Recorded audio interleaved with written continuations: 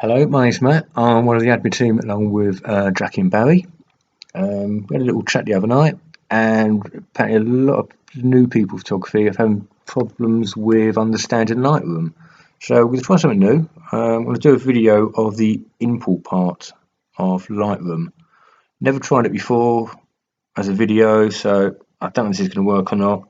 So please let us know whether we're doing the right thing or not. So here we go. Got Lightroom up and running. Put my card in. A second or two later, the import dialog box appears. Pictures appear. Great, everything looks good. So, what's going on here?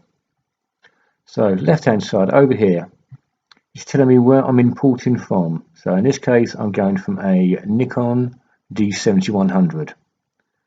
So, then got an arrow pointing to the right. Oh, what does that mean?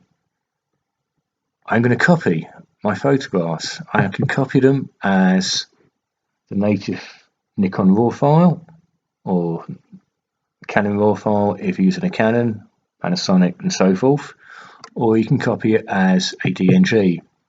DNG is Adobe's digital negative. It's just another form of RAW. I prefer this image because it's slightly smaller than the original Nikon file, so saving a bit more hard drive space. So I'm copying from a D7100 as a DNG, and there's another sign here going off to the right again, destination. So what do I actually want to do with my photos? Let's see. Build smart preview. I'll build one of those, but what is a smart preview? Smart preview is a minuscule little preview computer builds up during the import stage. Allows two things. First of all, it allows you to say if you import into an external hard drive, once the import is complete, you can then unplug your hard drive. Your photos can still be seen within Lightroom. You can still tweak them, play around with them. And the next time you plug your hard drive back in, it then updates those files. So if you use an external hard drive, build smart previews. Second thing it also does, it allows you to synchronize with Lightroom Mobile. So if you're using either of those, use that. Don't import suspected duplicates. Speaks for itself. So if you put the same card back in the machine again, you've already imported them once, it says, why are you doing this? So I always leave that ticked. Make a second copy. If you want to say import to your local hard drive and external hard drive at the same time, tick that box. Add to collection. Collection is a bit like an iTunes playlist. You can make up your favorites.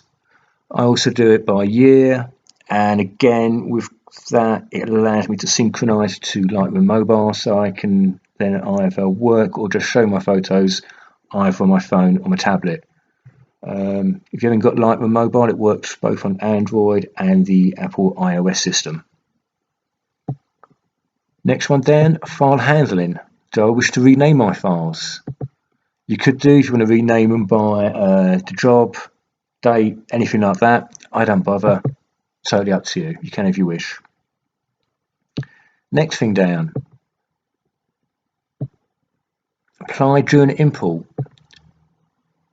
Develop settings. Now, Adobe provides you with some settings. So if you want to make everything with a blue filter, a green filter, cold tones, warm tones, so forth, you can import those in and it will apply those. You can also, if you wish, set up your own presets. So if you find you're always adding contrast, you're always adding saturation, you're always doing one thing or another, you can make up your own templates and you can add those during the import process. Metadata. Your camera by default keeps a track of make and model of the camera you use, the lens you use, your f-stop, your shutter speed, your ISO and so forth. You can also do a template with your own metadata, so as well as adding that, you can add your own personal details such as your name, your phone number, email, website, stuff like that. So as you can see, I've already got one of those set up. Keywords, if you wish to add in keywords like what the job was about, you can add those in. Destination, this is where everyone gets confused. So as you can see there, it's my local hard drive. We go to pictures. There we go. So it's my local hard drive, and you can just navigate through your computer like you would using Windows Explorer or the Apple Finder. So where am I going to put these pictures? Well, they're pictures, so let's go to pictures. Again, I've got all my photos laid out by year. As you can see, I've been shooting digitally since 2008. And I'll show you last year. I then, within that folder, I then do it by month. So go to 2017.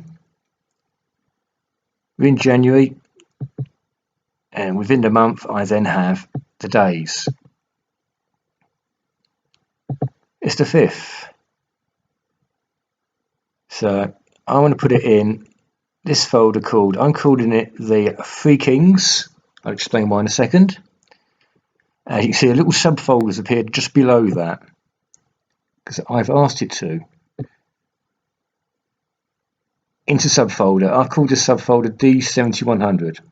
Reason, it's coming from a D7100 and I shoot with multiple cameras. So that way I can see what photos been on what camera. So everything looks good there. Just going to quickly go through my photos here. As you can see, they've all got a tick by them, which means they're going to be imported. And they look good. Yeah, I could probably do something with them. That one there. See the helicopter's flying out shot. So I'm going to de-tick that one. I don't want to import it. So there's no point in importing that. But the rest of them, they look fine. Yeah, great. Okay, so it looks like I'm ready to go. So I'm importing from the memory card, copying as DNG. I'm going to build a smart preview. Don't want any duplicates. I'm not going to make a second copy because I have an alternate way of doing that. I'm going to add to the collection of 2017. I'm not going to rename them. I'm not going to add any presets, but I'm going to put my own metadata on. I'm not adding any keywords. It's going into a subfolder called D7100. And it's going into my into my documents, my pictures, 2017, January the 5th, the Three Kings. So hit import, photographs are now importing. Reason it's called the Three Kings, some of you know that I live in Spain. Today is what's known as the Eve of the Kings, or Eve of the Three Wise Men, I guess we'd actually call them in England. In Spain, tomorrow's a public bank holiday, and basically my local town, what happens is the kings actually fly in by helicopter and then go marching around the streets. So here they are coming in by helicopter. As I said, I was shooting with 3 cameras. This one had a, if you want to know, it was a 70-200 on it. So as you can see up there, it's copying and importing my photos. So they're importing now. Still importing, still importing. As you can see on the down the left here, it's going into that folder there.